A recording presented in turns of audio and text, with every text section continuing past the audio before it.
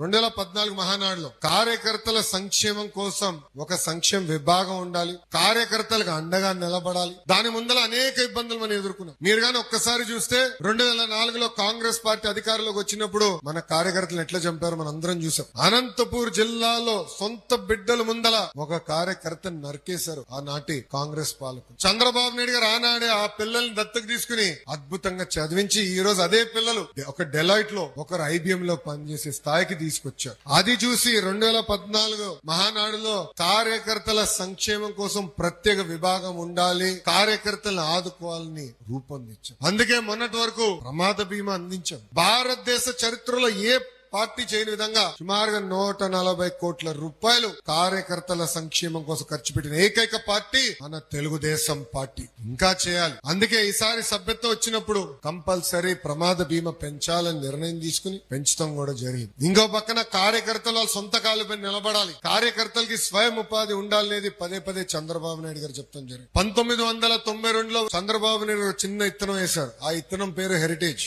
మొదటి సంవత్సరంలో 30 లక్షల రూపాయలు టర్న్ ఓవర్ కంపెనీ.